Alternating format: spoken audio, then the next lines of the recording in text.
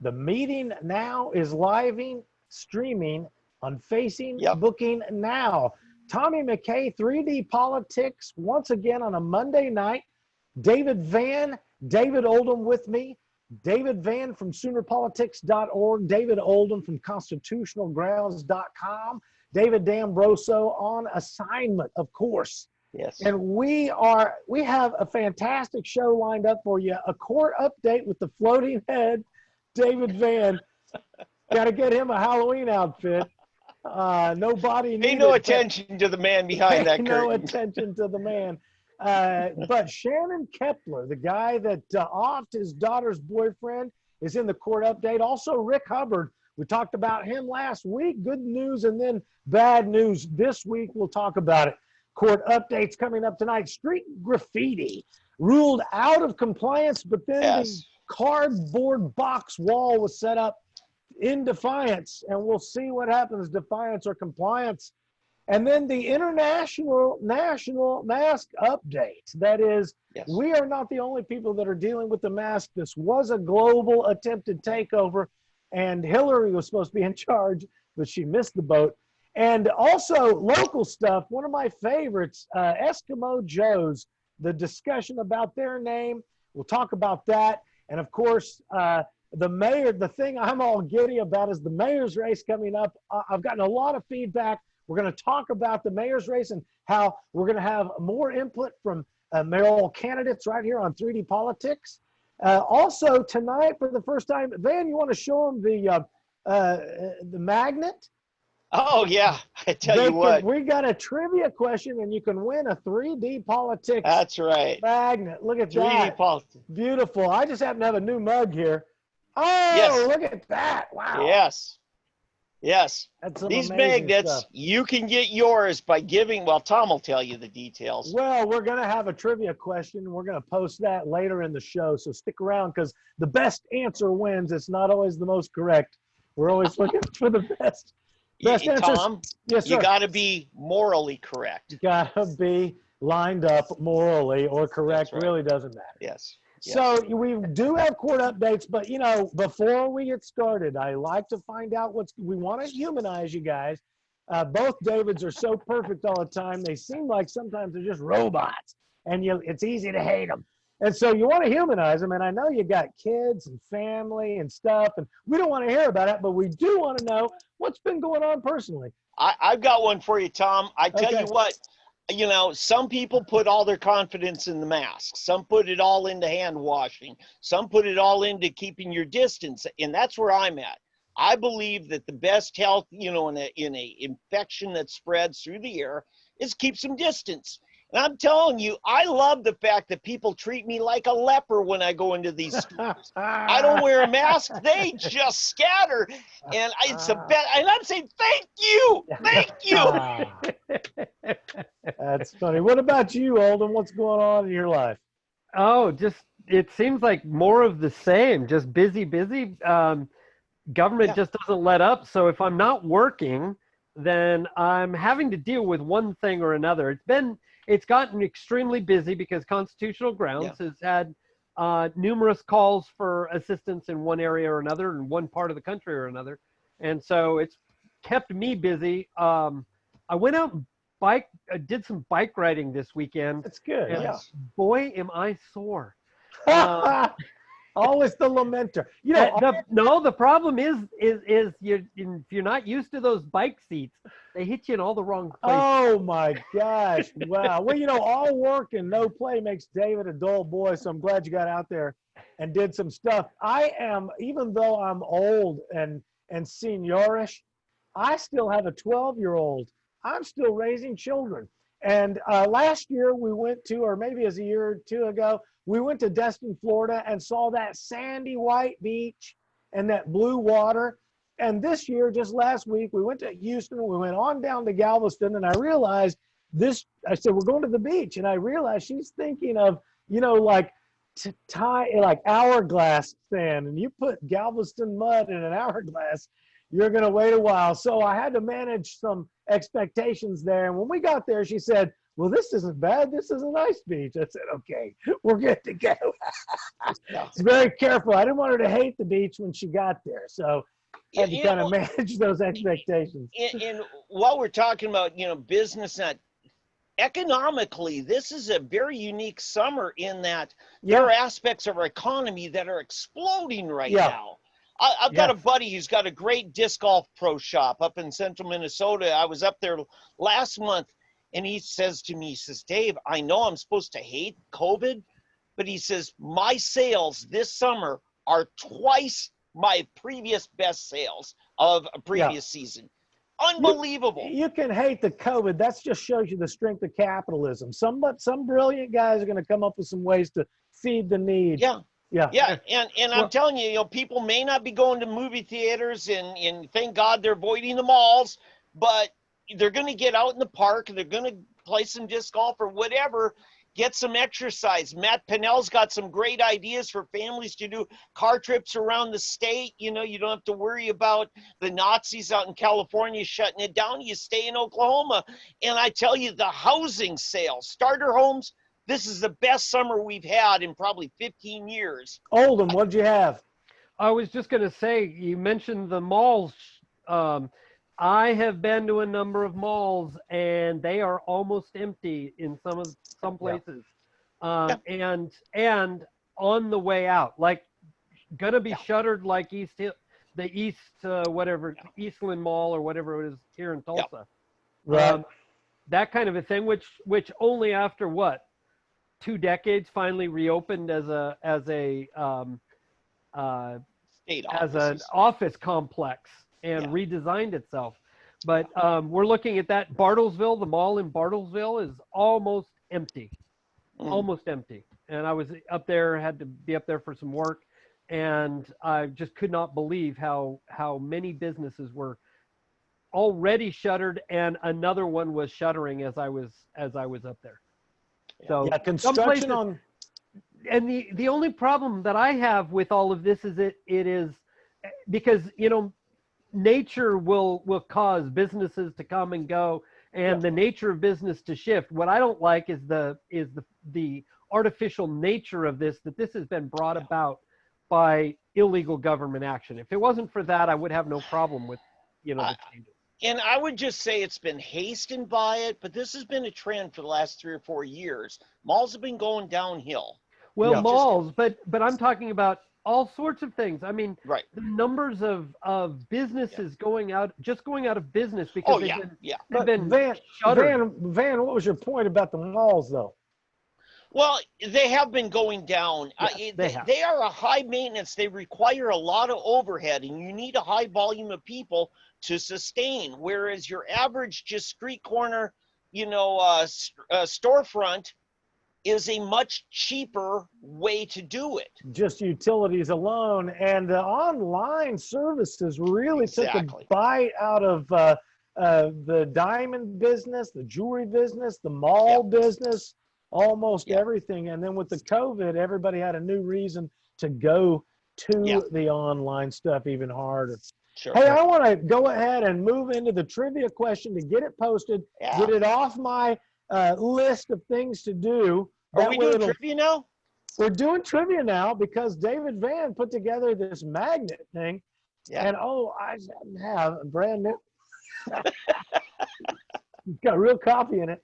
But you can win one of these magnets. And remember, here at 3D Politics, we're looking for the best answer, not always the most correct one. Although, I'm into correct also. So the trivia question, I'm getting ready to post it right now. Best answer wins the prize. We're going to announce a winner next week. You send your answers. I'm getting ready to post this on 3D Politics right now. Send answers to contest@3dpoliticslive.com. This week's trivia question, what document is the following excerpt from? You got to see the pic. And now I've published it. We're going to see if it hits out there. See what we got going. And I'll tune into my favorite show here. You want to share a screen for us? Okay, now, yes, sir, I do. And I appreciate you reminding me of that. We're going to get over here to the, and this thing here. Well, I was going to share it to you.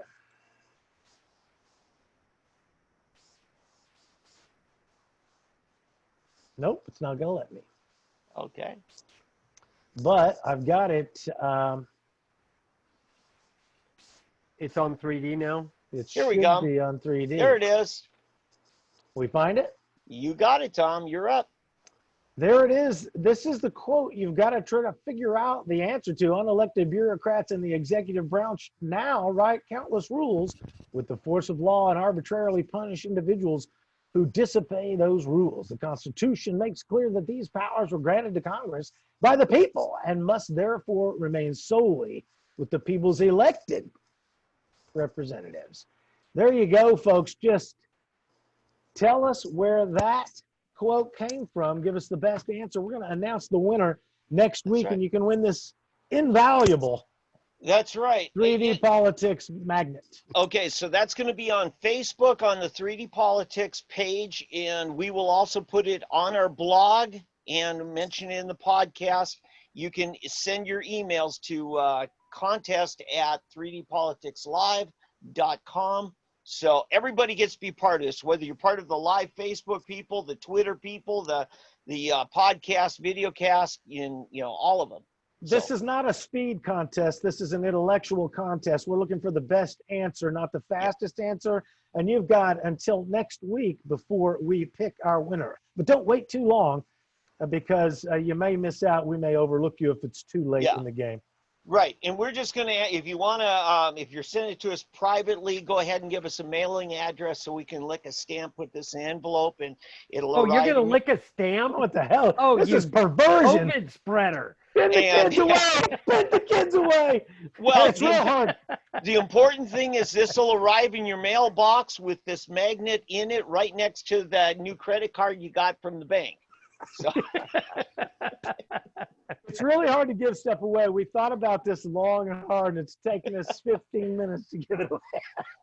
Good luck, suckers. Right. See if you can write something incredible that impresses Tommy, your fine host, Tommy McCay, right here on 3D Politics Live. You can reach me all the time on Facebook or on Twitter at Tom E. McCay. I'm even over on Parler at Tom E. McCay and McCay at 3dpoliticslive.com. I'm real easy to find. Plus, I'm always visited on Monday nights here at 3D Politics with my fine hosts, my Academics of Fine report.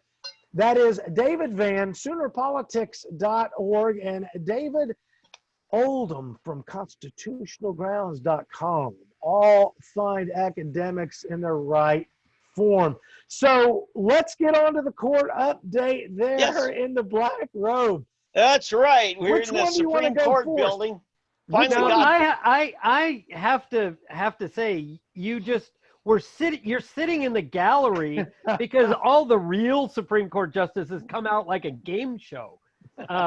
Everything opens up they step out. Reminds me totally of To Tell the Truth. Yes. If you remember the old Tell the Truth. Yes. And in fact, the tour guides at the Capitol said they would each come in at the same time, their own curtain, and they each had to have their own doorway because they had to show that each vote on that court was just as prominent as the next. And so rather than one at a time coming through the door, someone first, someone last, they each come in. And we all genuflect and bow, kiss the ring. This shows you how incredibly important the Beatles were. Essentially, the Supreme Court was following the Beatles because they had to look at each other and say, 1, 2, 3, 4. There we go. Now, I'm wearing the robe today just out of respect for what ethics means. And if you're a philosophy student at Oxford, you don't go to class unless you're wearing one of these, okay? Wow. This is what Southern Methodist preachers wear, okay? So I'm part of the Black Robe Regiment today, folks. And let's get right into it. Updates. Here we go. Okay. So did you hear about the cop who shot his daughter's boyfriend? It Sounds actually like happened the here. setup to a joke, but it's not. It's a That's right. It's a tragedy. Story. It is. A young teenage girl was sneaking around behind her dad's back, and we had a young man over when she thought dad was gone. Dad comes home, and she's, I don't know who he is. and so the dad shoots him. Well, no. Oh, wait a minute, David. Just because you're wearing that robe. He knew full well who it was, and they were somewhere else, and he went over there to where they were and confronted the young man and ended up shooting him. It was way worse than him walking into his own home. No. He went over to the boyfriend's house. Well, now you see, he listens to Kunzweiler give testimony in court. I read the tabloids, okay? Okay, hold it. I think what's happening here is we're talking about all three parts of the story that happened over a period of time, and it's almost like what happened was he found the kid over there. Is that not right? No, the kid, the father went over to where they were, wherever that was. They went over to where they were. He was dressed in black or extremely dark clothing on purpose. The father was. He went over there armed and ended up confronting the kid and shooting the kid. Yeah. And he did not approve of his daughter's choice of boyfriend, and that was the entire point of the thing. And had lost control of his family, obviously, and ended up shooting the guy, and she turned him in. Okay. Wow. So here's the thing. Okay, we had 3 mistrials. Now, some of them were just over stupid little technical things. On this same guy. Yes. Okay. And in fact, a lot of people thought, Kunzweiler, what are you doing going for a 4th trial? But none other than Tim Harris said, you go again and again and again until you've got a verdict. You don't let a mistrial or a hung jury stop you from justice. So what ended up happening? Oldham, what do you got on that one? Let me hold off on the hung jury. But there were 3 mistrials. In the 4th time, there was a conviction. Keep in mind, all it takes is one person who just says, the man in the badge, right or wrong, I'm going to stand back at the blue. Well, okay, I believe in backing the blue, but I don't believe in backing criminal action. I mean, I back the parchment behind. There you go, back the parchment. So the guy finally goes to jail, 15-year sentence. Actually, it was kind of Kepler. The guy is Kepler, goes to jail. Correct. Right. So Kepler goes to jail until this week. All of a sudden, there's this Supreme Court ruling called McGirt. And we all thought McGirt, we were told, oh, no, this isn't going to change much. Well, Kepler says, guess what? I'm a Muskogee Creek. I'm indigenous. That's right. And this is on Creek land. This is Indian country. Indian country. Therefore, I get out of jail and you got to do this thing over again in some other jurisdiction, namely federal court. Now, as for what he's going to get in federal court, could get a worse sentence. What if he gets 20 years? And what if they don't give him credit for time served? Now what's he going to do? Say, oops, let's go back to state court? He wouldn't be able to. Right. But, and then Oldham makes a good point. We had a Supreme Court ruling last year that allows double jeopardy. Correct. Well, and this is and we have a problem here because we have a constitutional crisis here with this one.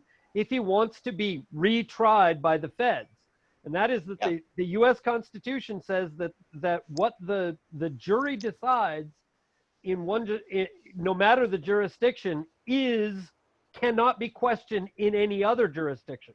So the point is that that's a good point. The federal court would have to stick with the state court's jury, but he's declaring that null and void. At which point, okay, what? So we've got yet another mistrial is what they're asking the Supreme Court to say, or the courts to say. Declare yet a 4th mistrial, and this time we have to have it in federal court. So basically, the jury trial would end up being nullified. Yeah. The state jury would be nullified. But what's emerging here is there is a criminal justice system for the average white guy, and then the 8% maybe at best of our population that is members of a tribe are going to have a separate criminal justice system. Correct. Yeah. Separate but equal, Plessy versus. No, it's not separate. Yes, but it equal. It's and here's the thing. We could be tried, we average white guys could be tried twice according to the Supreme Court ruling you mentioned that allows for double jeopardy, the opportunity for you to be put in danger of life or limb for the commission, for the claim of a crime by more than one jurisdiction. That's the double jeopardy. Now, mind you, an Indian cannot have that because he can only be put in jeopardy once, only in federal court. Only once. Yeah. But Tom, here we could be state and federal. Okay, let me get back to Tom's point about the separate but equal thing. Actually, if you remember, the former state senator, Rick Brinkley, was, $1.8 million in embezzlement against his employer. In state court, he would have gotten sentencing between 5 and 10 years. Federal court's a lot more lenient on white-collar crimes like that. He got 3 years, basically. Right. So, this is the problem, because the federal, we have lost state governance over the Indian nations. We have, and so now it's up to the folks in Congress to decide what's our standard of justice in Oklahoma, on this side of Oklahoma. So now I see here Blake Barber's joined us. He didn't ask this question, so I'll ask him for him. Does the father approve of the daughter's boyfriend that she has today? I don't know that she has one, but the Tulsa World says that you need to understand this. It's really important, this was put in the story, that the daughter has forgiven her father. Okay? But has the boyfriend?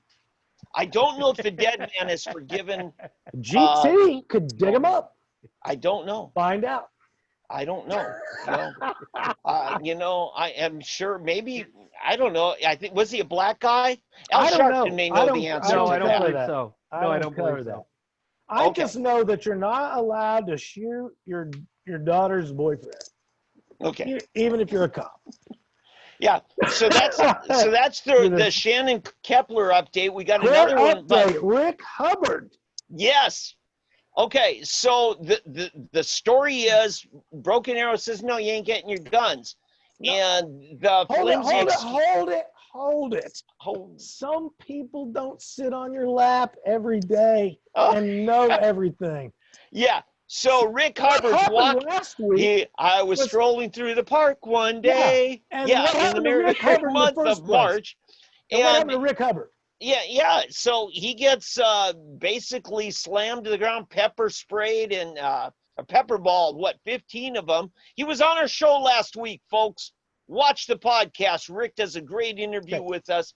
So, in summary, the guy was thrown down at the park for open carrying. They took him to jail. They tried to get into his phone. He wouldn't give them the password. They threatened to hold him into contempt of court. He thought he was going to jail. And then they said, at the last second, no, we're not going to do it. We're going to dismiss the whole thing. And the way it lined up, he was supposed to get his guns back last week. We found out this week, BAPD is not going to give Rick Hubbard his guns back. And here's the court update to tell you all about it. Man. Very good. You're good. Okay. What I do.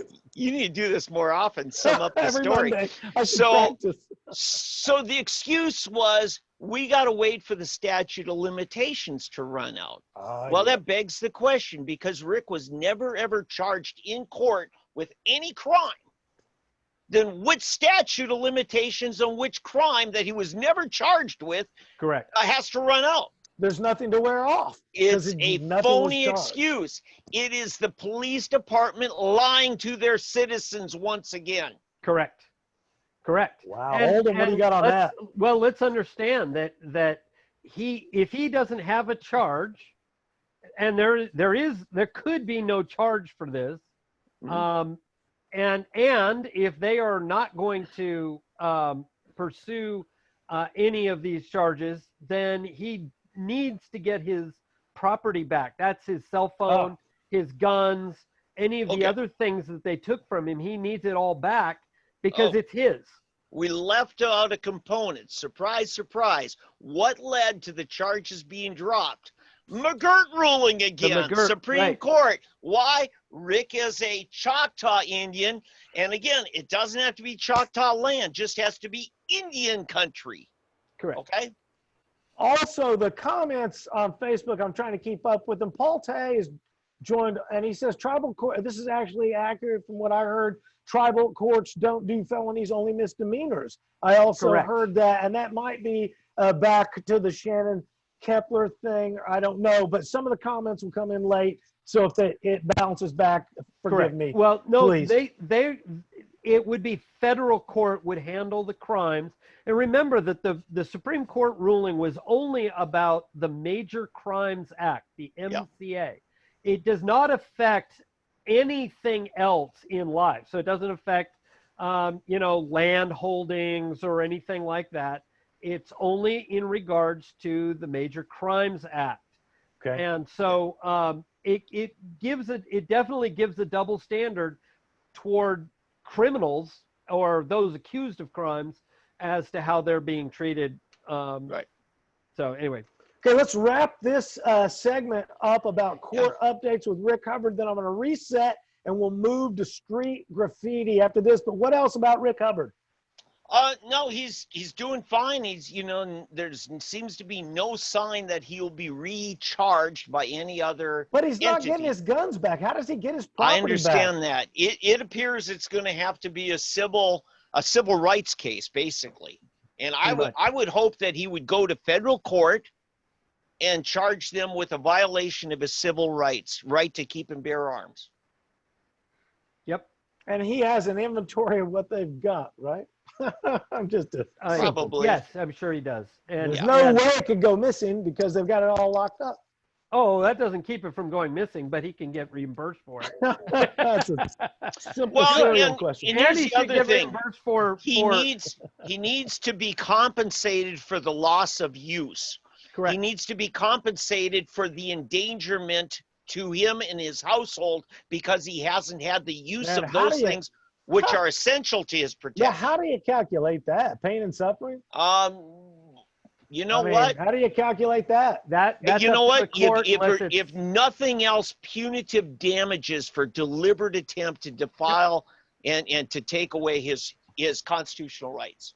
It's got to be punitive damages here. And in this case, where are our Broken Arrow city councilors who I know at times pay attention to our show, and some of whom are our friends? Where are you in this? Why aren't you speaking out and actually doing something about this? Because this is a fellow constituent, a constituent of yours who is being wronged by your city, by your government. Yeah. Now, David, again, the prosecution is done by a state elected official, district attorney. But the holders of the guns. The holders of the guns and the filing of the charges. That complaint by the police department is the only paperwork that's still there. It's a complaint. And they are the ones holding the quote unquote evidence and not giving it back.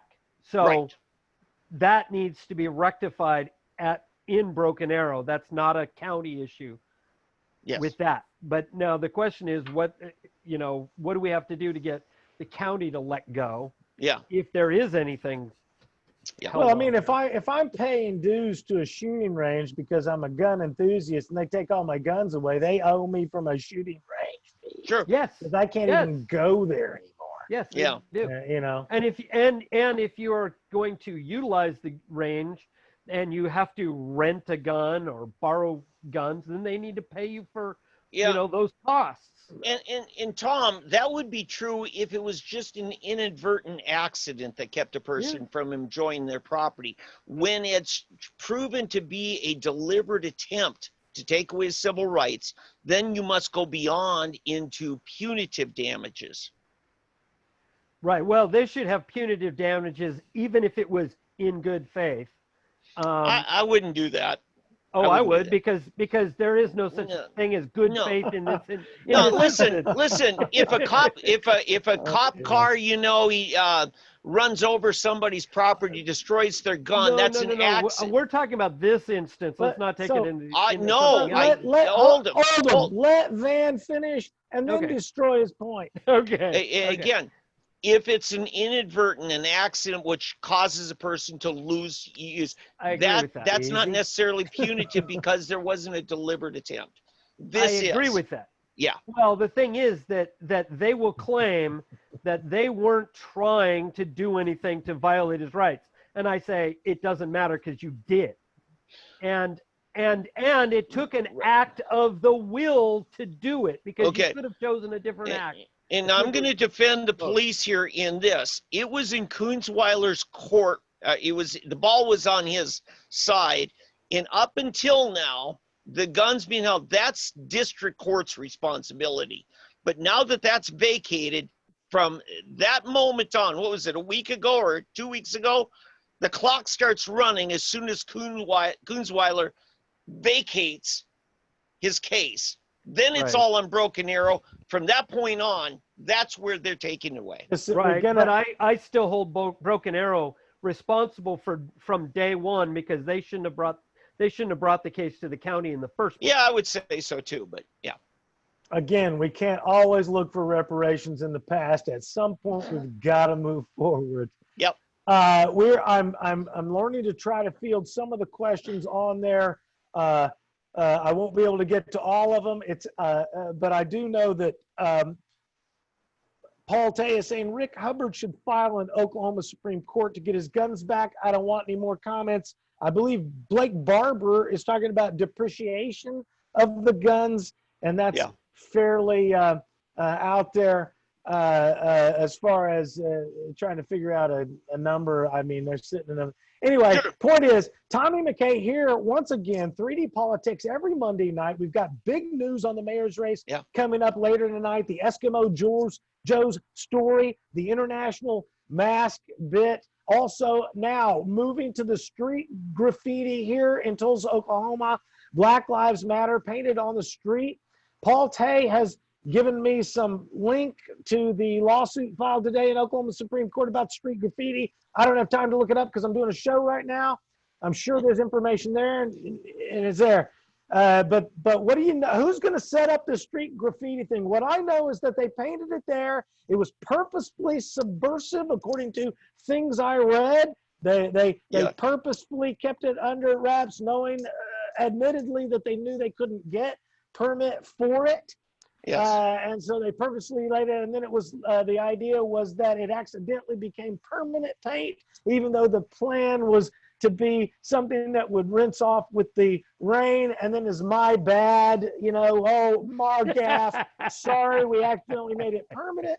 And so, and then it came to the point where people were like, look, we want to paint anything we want on the streets now, and any color we want, blue or black or any color you want.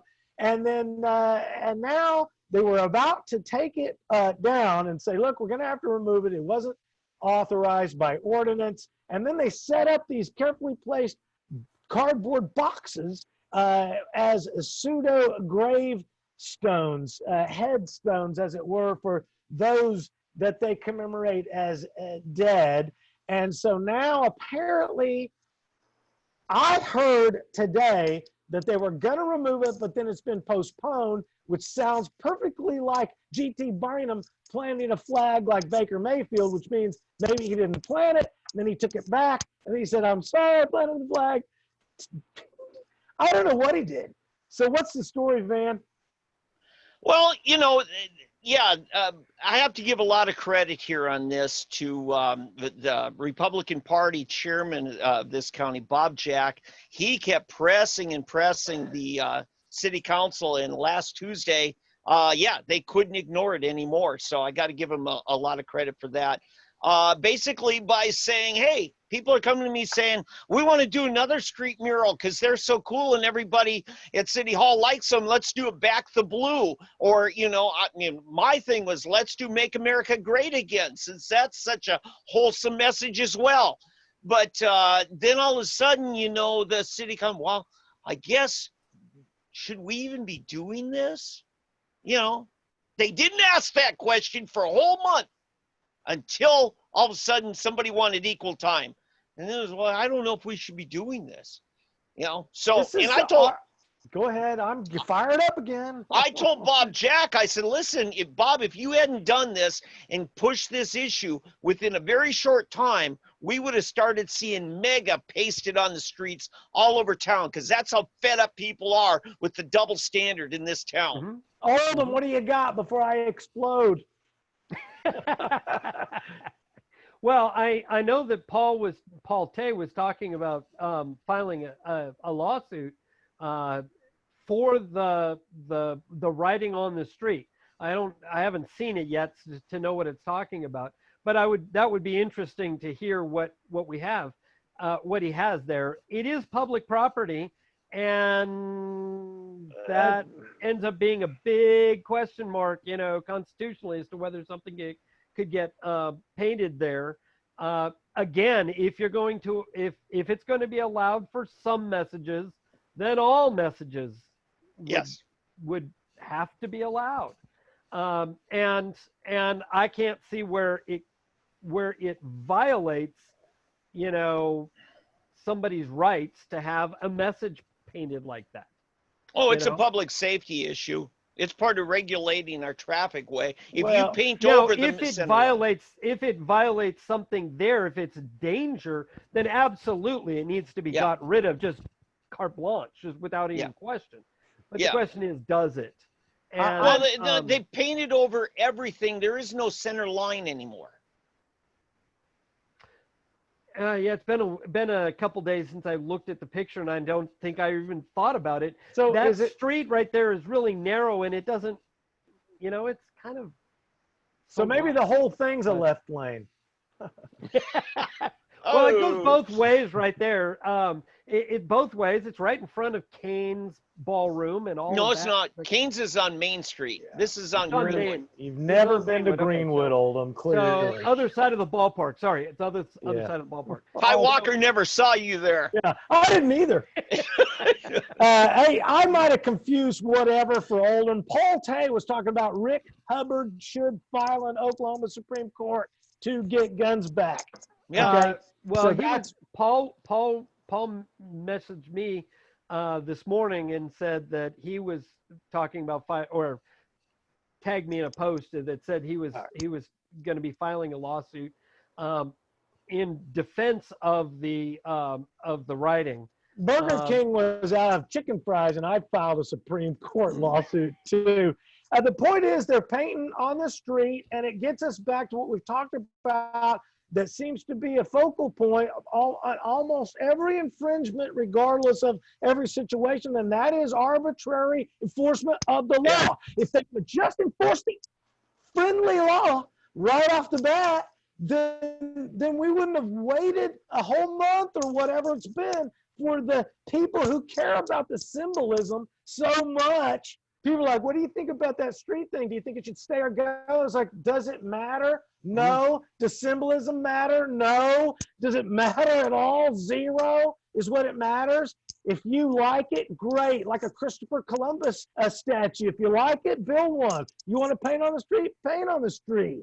But the problem comes in when the government doesn't enforce the law. I don't care if you paint on the street. I don't care what's painted on the street. Personally, all I know is that everything gets confusing for the citizens when the government falls down on their ability to set the rules and enforce them. Because then sometimes they say, well, I don't know. I'm not sure what we should do this time because it's a friend of mine, or it's a person of color, or it's a woman, or it's anything that makes it some other exception. Unless I want to go into the store without a mask, and oh no, there's no exceptions for your face, Doc. Yeah. Yeah. Well, and that's the problem. You've described the problem with government with its arbitrary and thereby lawless Yes. in choice of how it's going to run government. There is no foundation because with all these exceptions based, like you said, on personal desires of somebody in government, or a small group in government. It's random nepotism. It's like just random nepotism. Today you're family, and then tomorrow I don't know you.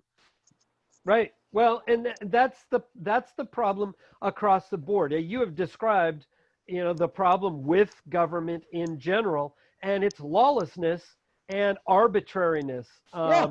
As I've pointed out for years, arbitrariness is one of the things that we argued against and condemned the King of England for doing, and got us into war, got us into the revolution, because he was arbitrarily making decisions, and his governors were arbitrarily making decisions in his behalf, and there wasn't justice.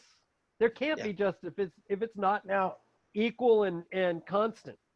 Speaking of justice, I have to admonish Van. Van, it's unfair to the other players to have a large background shift during someone's monologue. You're gonna need to. You took all the attention off of Tom. I was like, I was looking at me while Oldham was talking, and then your whole thing changed, and I was distracted from looking at me, and so you want to wait until the segment changes for that. Yeah, okay, amazing, Mom. and all it's right. only because I'm jealous. No, you can keep it now. I'm like, God, I'm just saying I'm jealous, and that was No, I'm in the penalty box now. 5 minutes. So I'm gonna have to upgrade well, at least you took off your robe, so now you're not the floating. You're not floating head. I'm not the bobblehead anymore. Halloween, I expect a pumpkin head.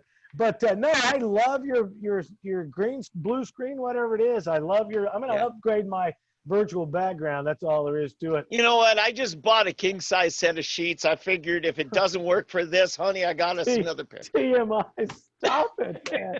That mild porn is not going to play out here on 3D Politics. Hey, it's kind of like the guy who thought he would try the Klan out for a week. If it didn't work out, he got another set of sheets, right?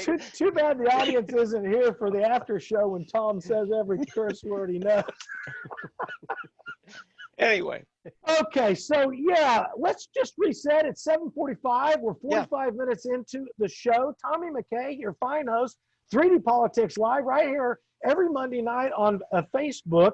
I've got David Van from SoonerPolitics.org and David Oldham from ConstitutionalGrounds.com with me every Monday night. Every constitutional question you've got, and Oldham has got the answer or an opinion. If he doesn't know the way, Van. If he doesn't know the way, he'll make up a way. And Van, he is the man with all the plans. I wake up in a different place every 5 minutes on this show. The virtual reality and background. I tell you, I remember reading the story growing up, in the same town Charles Lindbergh did. I became, a student of history of him. And he and Hitler had a little bit of a tiff because, he would go over there and Hitler was trying to impress him about, what the Germans have done in aircraft. And he said, the Germans probably are maybe the second most, advanced people behind the Scandinavians, because Charles Lindbergh is a Swede. And now we find out in the international news that Germany has made it official. They're jealous of the Swedes. And Oldham has done more of the research on that. Oh, my gosh. I think Polte just dropped off through that model. Oh, it was a thing of beauty. I'm kidding you. Look, that was me. I dropped off. So anytime you start talking German, aircraft, that just, you just don't make the Germans jealous, okay? And that's what happened with the Swedes. The Swedes never did put masks on. They didn't. Well, they did not. Oldham, you got the details. I just got the jokes. Yeah, tell us about this. No wonder I was jealous. So tell us about the Swedes, Oldham. Well, actually, it's the Germans, because in Germany they have had a major protest just this weekend. I'm sharing my screen now. Okay. So you Wow, can is see... Hasselhoff in town?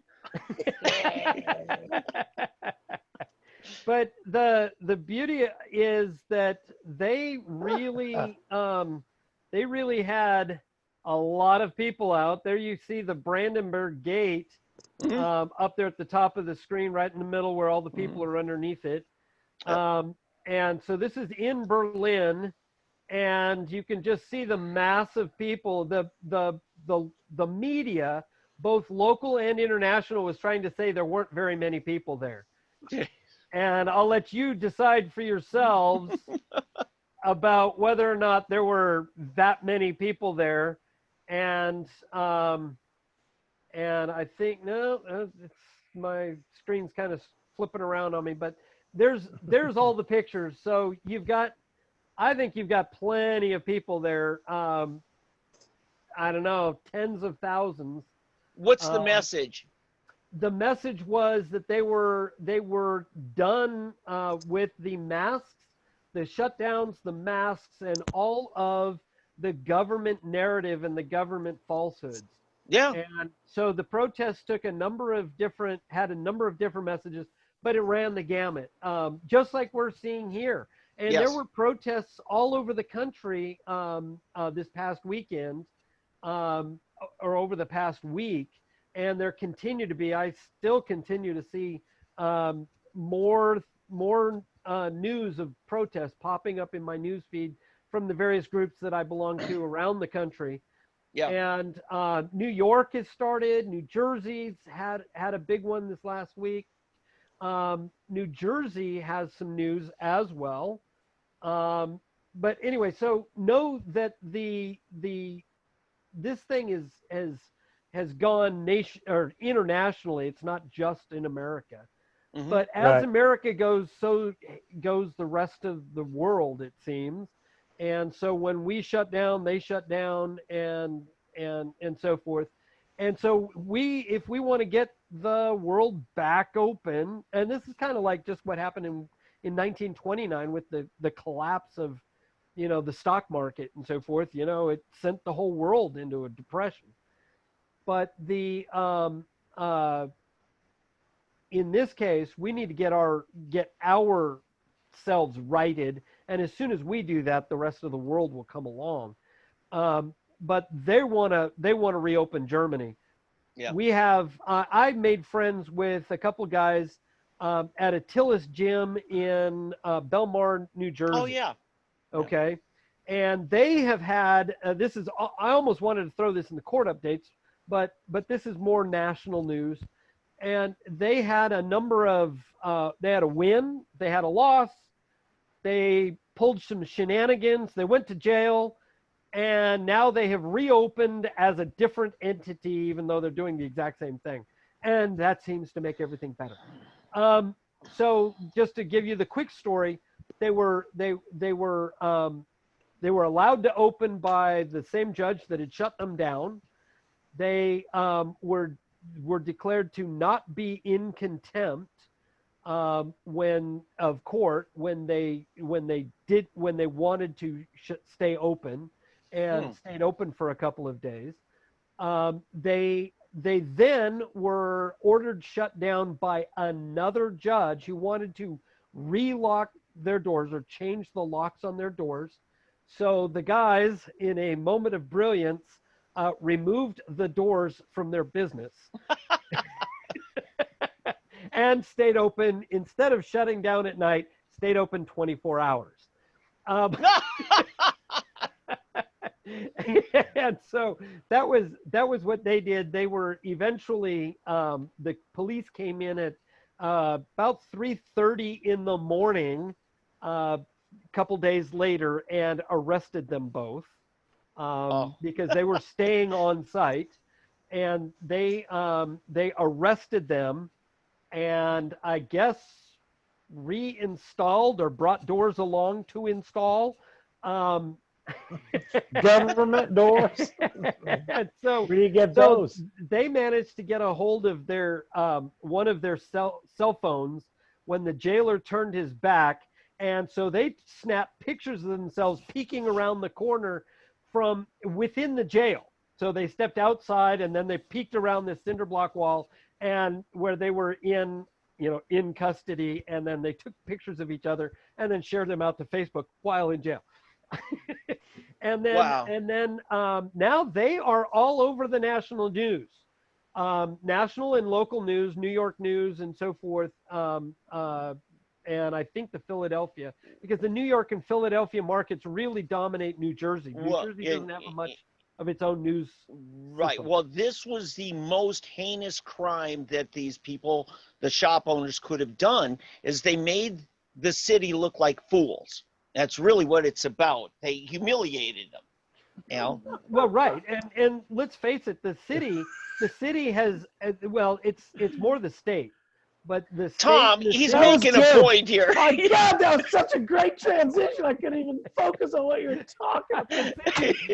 He's making a point, Tom. No, Doesn't matter. It was brilliant.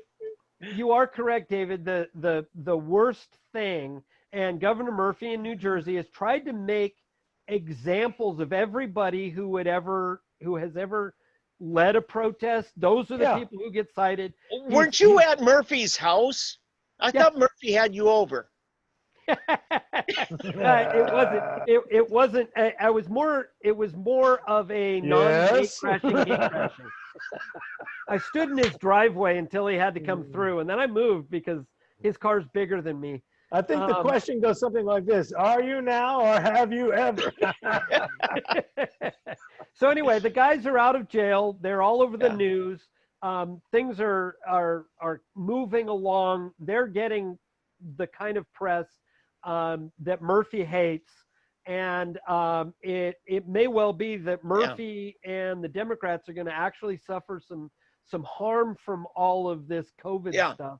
I want to encourage everybody in this. If you go all the way back to April with Rodney Howard Brown defying by continuing his church services in Florida, right? And then the hairdresser up in Michigan, or the barber up in Michigan, all over the country. When people have stood up against tyrants, all of a sudden a flock has come. Now, here's the thing: politicians have not stood up to lead on this. They've waited until a brave soul risked everything to defy government, and then they came to his aid. Correct. Right. That's exactly what happened with Abbott and even the better lieutenant governor in Texas, who wanted to take Shelley Luther's place in jail when she was arrested for keeping her hair salon open in Dallas. Mm-hmm. They had not stood up and said end the shutdown until Shelley stood up, and then they went overboard in gushing praise for her and things like that. But you're right, they were actually part of the problem. They weren't part of the solution. Right. We need our legislators to actually uphold the law, the Constitution, and stand up for these things. And guys, as I've been telling everybody that I've been talking to the last several weeks, is the way you deal with this is not to complain about their mask, mandates and things like that, but to ignore them. Just deal with it and force them to do something to you, because that's the only time you can claim harm. Tom, this segues into a legislative update. Okay. I want to commend two lawmakers who have stepped up. Now, the legislature's not in session, but that doesn't keep some of these people from firing warnings across the bow. One of them is Nathan Dahm, filed a bill that's going to make it illegal, if it passes, for municipalities to continue these mask ordinances. Now, it's symbolic. That's all I think it is. But nonetheless, it's saying this is where I stand. The second one, I think it's more than symbolic, but go ahead. Well, yeah.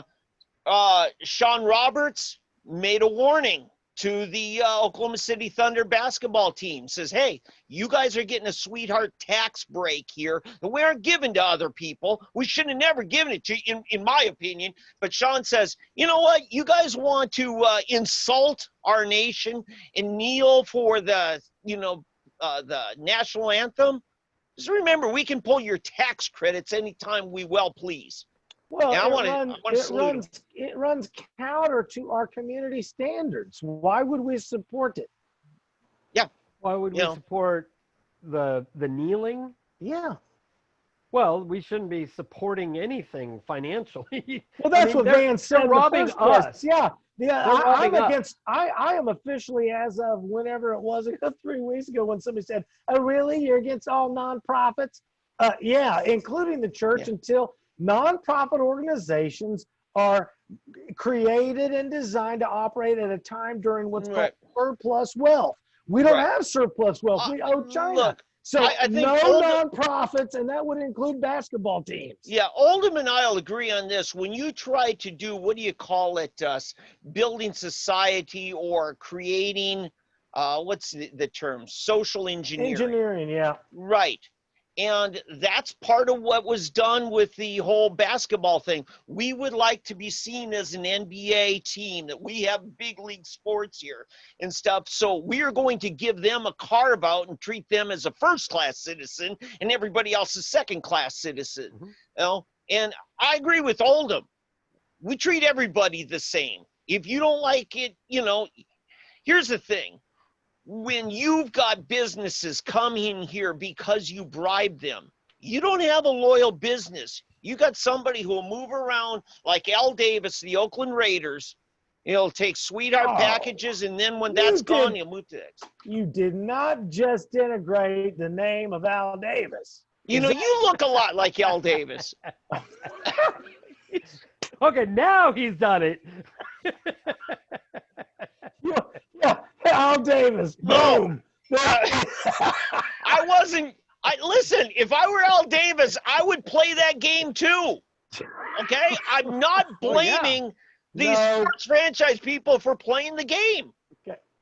But I'm just thinking, as we the people, we should not be tolerating this by our legislature and our chamber of commerce and our governor, period.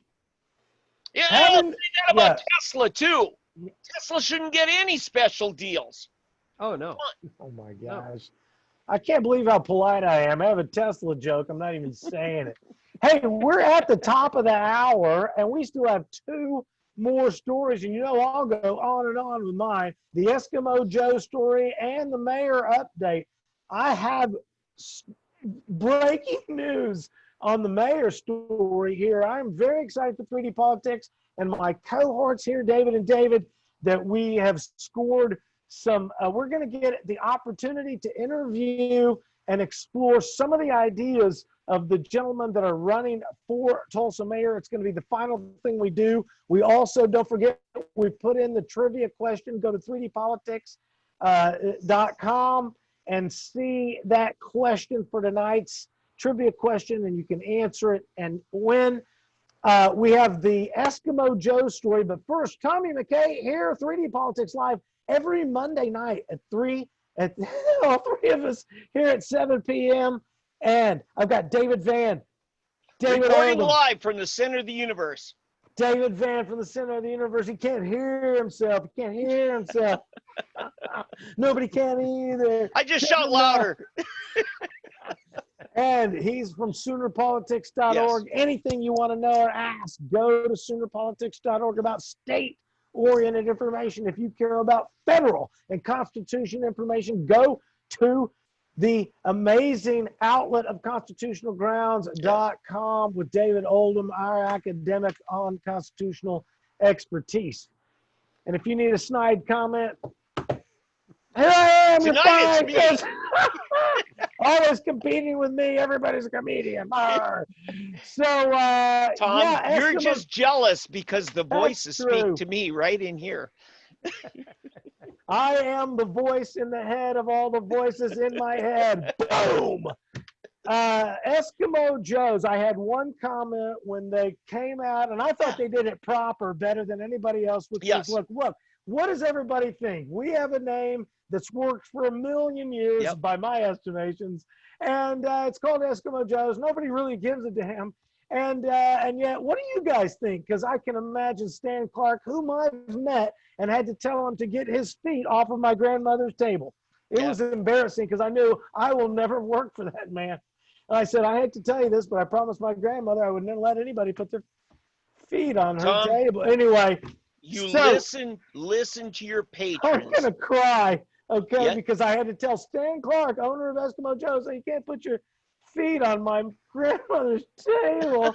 And I knew he'd never hire anyway. He took them off, but I never worked there again.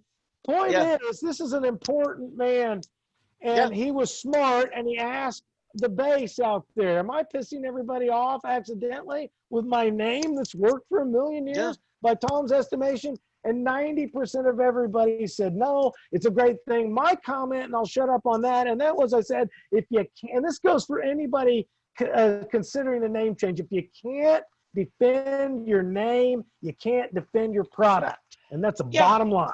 Yeah, Tom, back in the 60s, I remember going to the homecoming events for my high school, and the night before the homecoming game, we always had a bonfire. It was out there in the parking lot of the high school there in a little gravel area so you wouldn't catch the tar on fire. But we would always burn in effigy the opposing team of the next night. Yeah. Now today, my God, can you imagine public schools today burning effigies of the sports team from down the road? Can you imagine Union doing, or Jinx Trojans burning an effigy of the Union Redskins? You went to a racist school, David. Yeah, but I mean, if they find the random locks of hair and the pincushion dolls, I'm telling you, you ask your own people who are your patrons that built your organization, support your organization, and enjoy your organization, because that's who counts. Not the people who don't shop here or the other sports team, what you ought to name your team.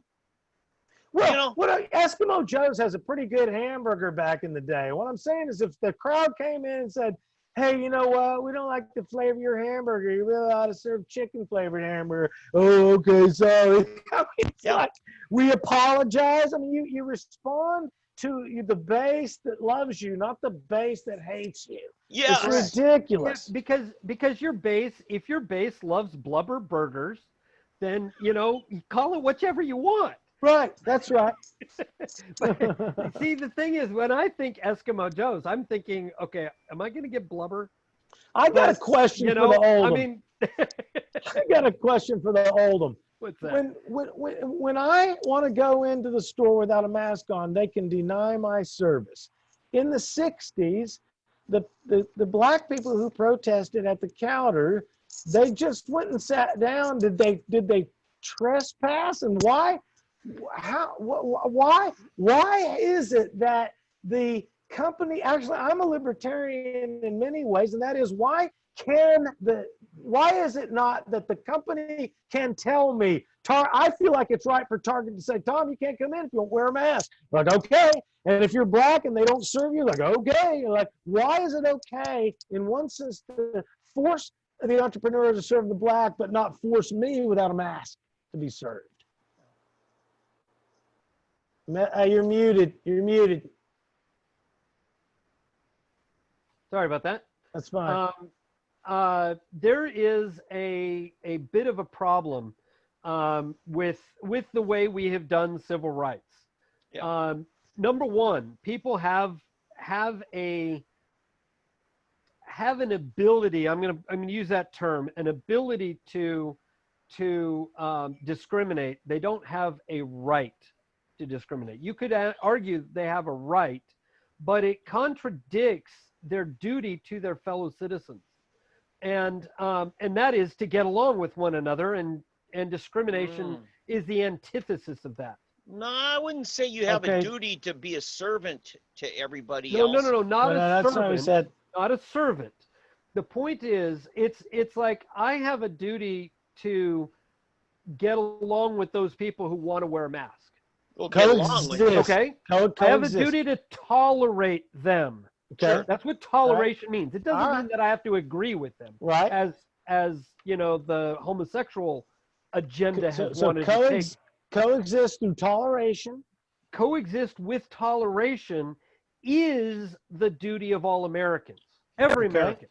Okay. What about Is it association? Is that a constitutional duty you're talking about? While it's not explicitly enumerated, it is inherent to the exact point of the Constitution, because the rights that all held or that the founders described in Article 4, it says that every citizen of the state would be entitled to all the privileges and immunities of all other citizens in all of the other states. Okay, so, it's well rationalized. It's the weakest part of your argument. What do you got, Van?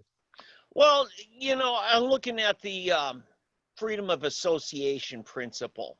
Correct. That I don't have to allow just anybody who wants to be a member of my club to be a member. I do have a right to pick and choose. And I agree with Austin Peterson, who was a Libertarian candidate this time 4 years ago, lost out to Gary Johnson in for the nomination. But he said the Civil Rights Acts of the 60s was good in that it prohibited the government from showing favoritism. But it went too far when it mandated associations of private citizens with each other, that they had to do business with each other, that they had to, and now that doesn't is the answer. Therein lies the answer to my original question that led us on this thread. Well, by the same token, by the same token, not a joke. I'm not jealous. I'm in rare form tonight. By the same token, people should be reviled who are despicable human beings and discriminate against their fellow neighbors who do them no harm. So those people should be reviled and boycotted by the rest of society. We have that right to do that kind of discrimination. And I think I think you should also revile the despicable people who do not respect each other's freedom of association as well. Exactly. Well, you guys are going to kick me out. Well, this whole despicable thing. I'm mind you, going right off the bat. Well, no, mind you, I'm out. This is a little more complex, and that's why we end up talking about it here. Sure. But here's the thing. So I walked in boldly into a couple of places that said, due to local law saying that you have to have a mask, therefore masks are required in this establishment. I walked in without a mask, and I don't care what they say, because they are not exercising their own rights. They are basing it. They are saying I'm acting as an agent for the government. See, I reverse imposing this upon you because it's in the law, and I don't acknowledge that law because that law is unconstitutional. So I walk right in, and nobody gave me a problem because they don't really want to deal with it anyway. They're just some of them do licensure problems. Some of them do. Some of them in Houston don't. I got kicked out of a restaurant in Houston just a couple of days ago. Yes. I even tried to abide. Okay, I tried to stay outside till we had the table. Then walked straight to the table. They wouldn't even let me do that.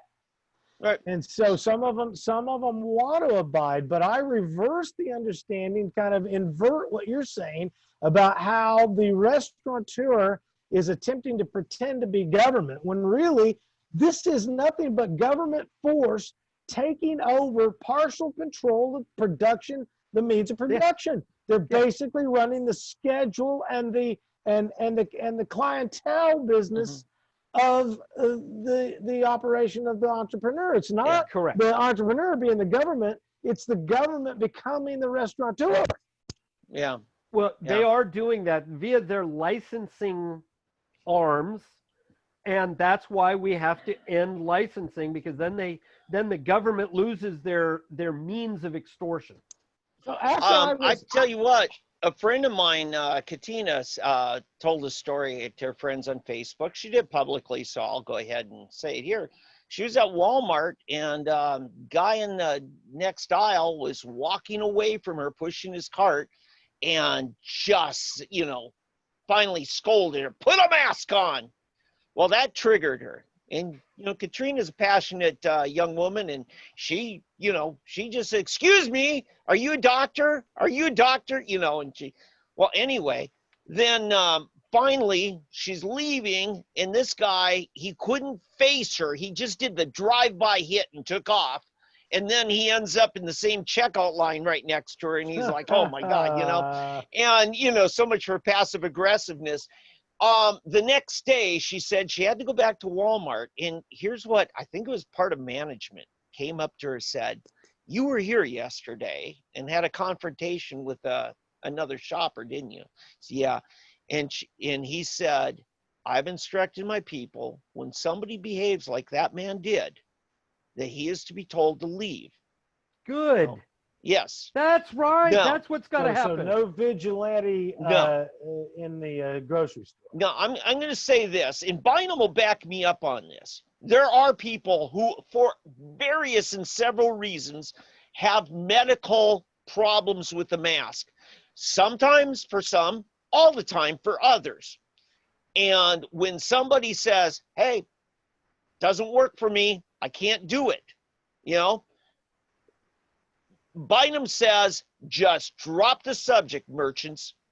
Do not try to press them for private medical information. Yeah. Respect them, take their word of honor. Okay? That's what's being instructed in this town by our mayor. He's And being nicer than they are in Texas. Yes. So I got to give him Tom, credit. Wow. did anybody even ask whether or not you had a medical issue? No. No. Well, I explained to the guy that I had a condition that precluded me from wearing the mask. And there's a difference between preclude and excluded. That is, I couldn't wear the mask before the mandate, and that didn't matter. I was trying to comply. I told him I was trying to comply. I stood outside, waited for the table. I was going to walk straight to the table. I said I could hold my breath on the way to the table. My mistake was I should have walked straight to the table and had them thrown me out from there. Yeah. Yeah. But you know what, Houston? Wow. We don't need you up here. Stay down there and we'll stay up here. The positive spin is look at GT, my favorite fascist, being so congenial in his ruling of the city. I mean, he's allowing us to have that loophole. That is, if it's going to really freak you out, and you're really going to die, you don't have to wear the mask. It's like, okay, that's decent. Well, I talked to a woman last week who, she said, as a young girl, I was raped. And she says, when somebody is physically assaulting you, puts their hand over your mouth, holding you so you can't scream, and that she says, anytime somebody or something is over, I can handle it so long. And she says, and then the physiology kicks in, and it's not a matter of will. This is her body goes into revulsion. Right. That's so quite understandable. Yeah. And it's just re-traumatizing to some people. Sure. Again, given what they've been through. Well, it's the entire thing is wrong the way that's being dealt with. Sure. And it has, if anything, it has prolonged the epidemic because dealing with it correctly from the get-go would have had people who were truly afraid staying home or and doing the remote shopping, allowing everyone else to be out and about.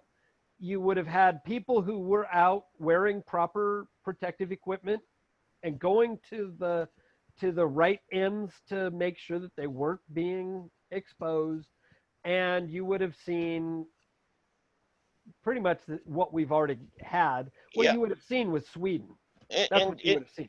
Tom, that brings up my point. I posted on Sooner Politics a few days ago an article I wrote, Masks and the Dangers of False Security, that the masks are actually contributing in some situations for people to practice less social distancing, which is proven to be far more. Now, social distancing can be anything from, hey, grandpa and grandma, stay home, we'll go get your groceries for you. We want to protect you. Or we'll give you guys an early bird, elderly shopping hour. We're going to open an hour early, and it's just for people, that need that more.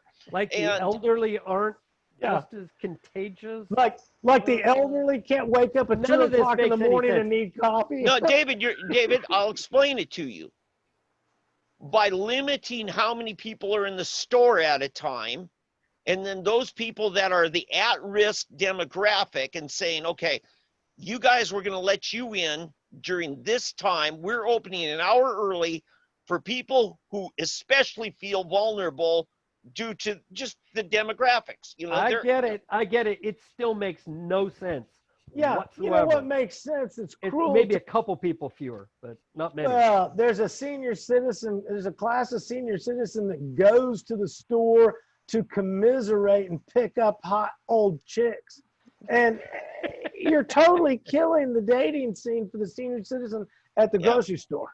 Yeah, but if you scrub down the store at the end of the day, and then it sits overnight with all the bleach and everything, and then before everybody else gets in, you say, these people that don't have anybody to come get their groceries for them, they have to come. We're going to set aside this time for people, let's say it's 70 or, hey, listen, there's nobody making them do it.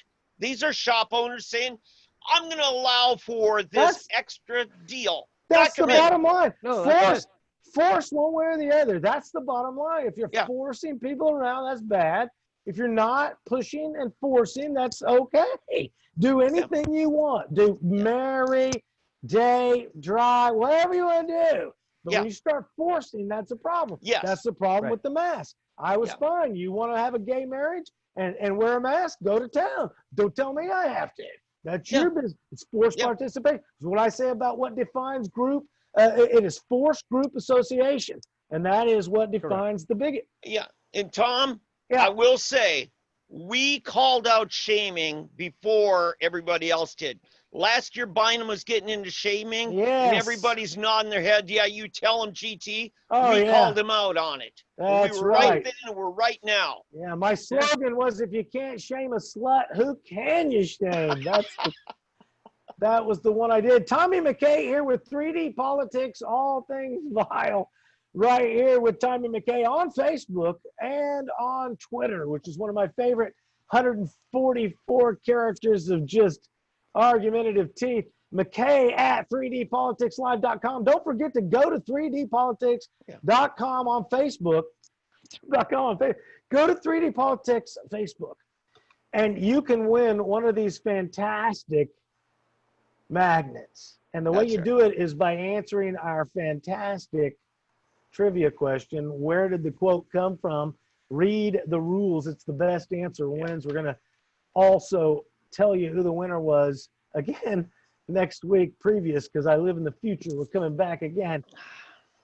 I've always got with me in closing one more thing about the mayor's race, but if you're just tuning in or been with us all the while, like Ethan Gunther and Paul Tay and Blake Barber sometimes, Dave Oldham, Dave Van, I appreciate you guys being here tonight. One of the best things I get to do is talk about the mayor's race, because I got so worked up with Dewey Bartlett Jr.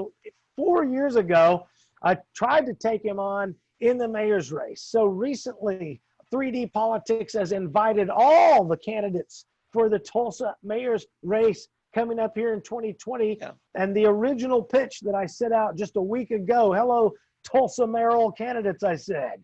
Greg Robinson, Zachary Whitlow, Craig Immel, Paul Tay, and GT Bynum. Thank you for your participation in the free election process. And I invited all of them to appear on our show. Now, you know, Ken Reddick and Ty Walker have already appeared on 3D Politics, and I want to get the rest of them on here. Now, what I've done now is I have Craig Immel, who has agreed to show up next week at 7:30 p.m. on 3D Politics.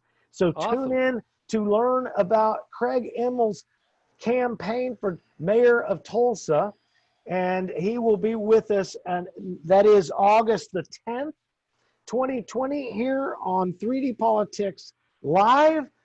right here at 7:30. The show will kick off as normal at 7. He'll join the waiting room. We'll bring him in at 7:30 and press him against public consumption. Yes, Van. News update, just a couple of items. Epic Charter School has been booking in new students at about 1,000 students a day. Nice. Over the last week. Well over 40,000 students, and who knows where this is going to end. And national news breaking, Stormy Daniels takes another hit. The judge threw out her libel suit against Donald Trump. Speaking of slut shaming.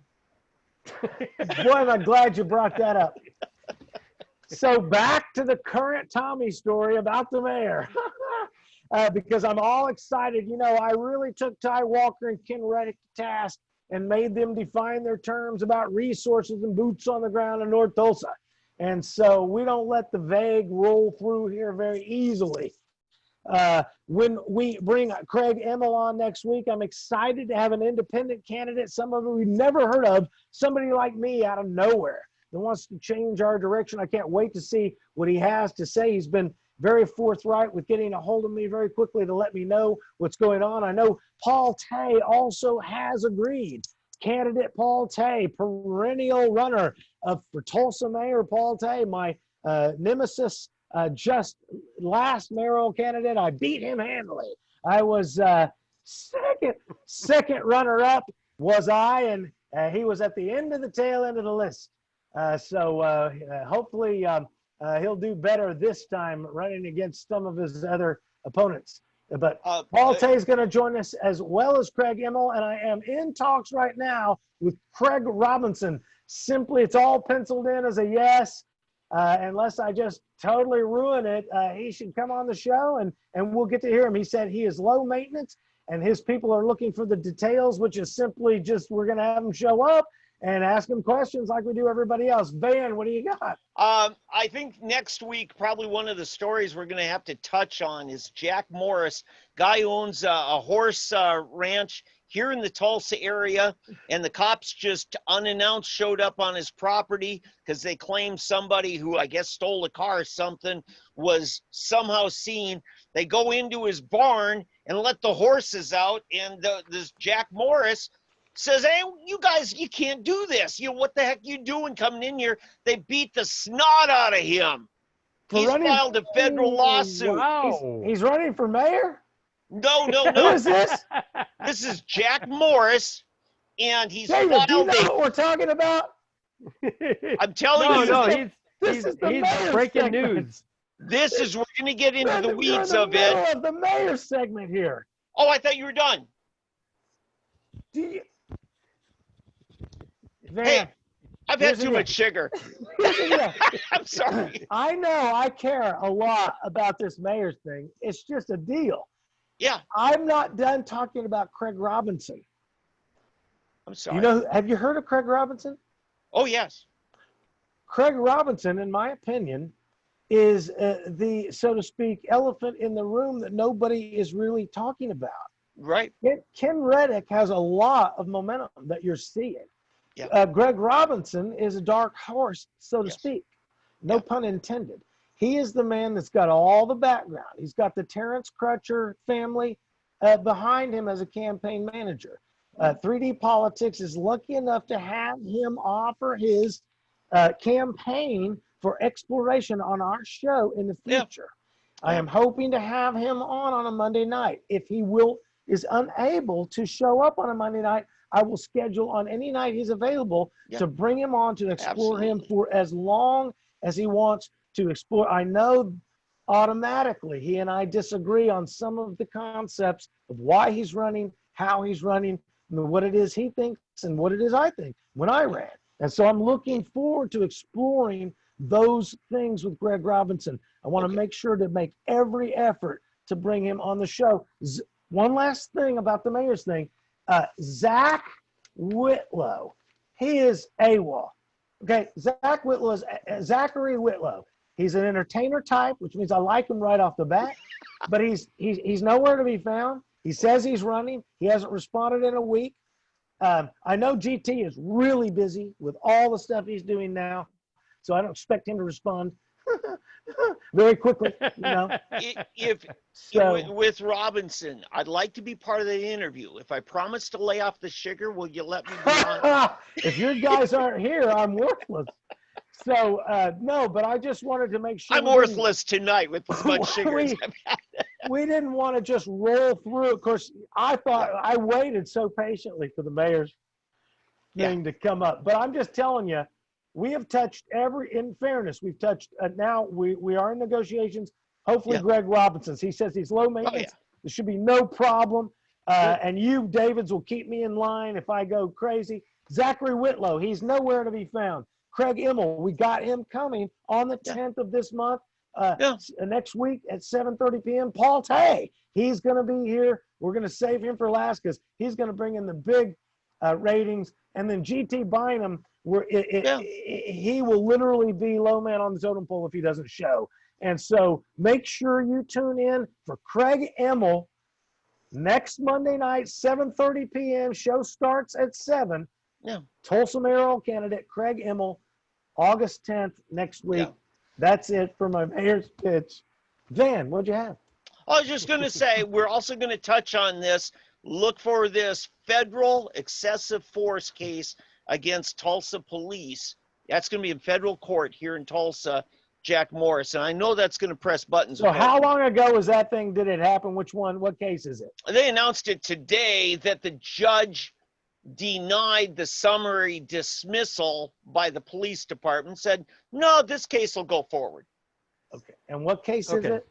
Jack Morris. It's actually, there are 7 people all making claims of excessive force during a period of time. So it's going to be a civil rights thing. It's in federal court. Class action thing?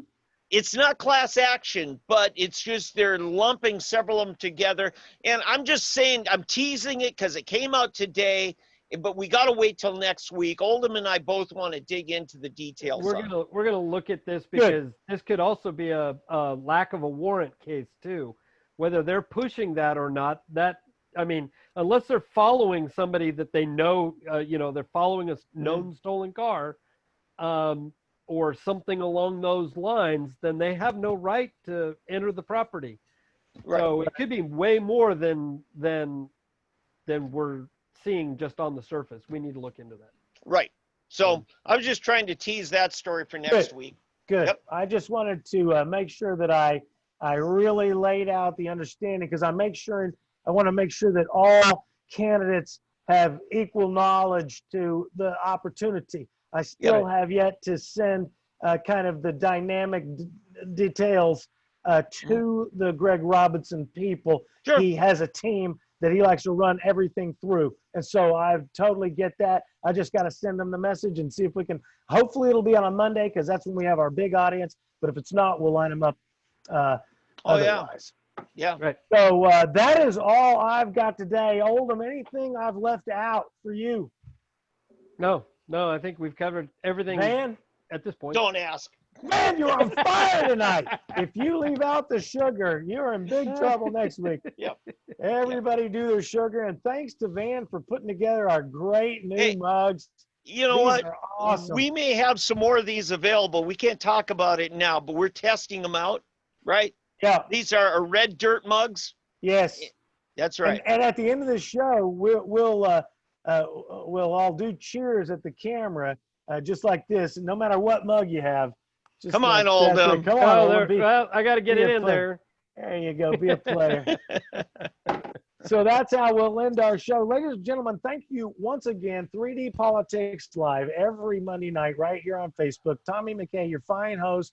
David Oldham, constitutionalgrounds.com. David Van, that's over there at soonerpolitics.org. And we will see. Next week, I need decaf. I'm sorry. On fire. Without the sweetener. And don't forget to answer our trivia. Answer our trivia question. And next week, 7:30 p.m., August 10th, Craig Immel. Thanks for being here tonight, and we will see you guys next week on 3D Politics. Good night, everybody.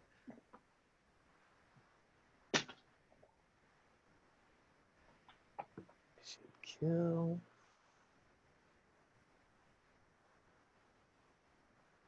Prayer form. There it went. Okay. Okay. There you go, sir. Leave meeting. There we go.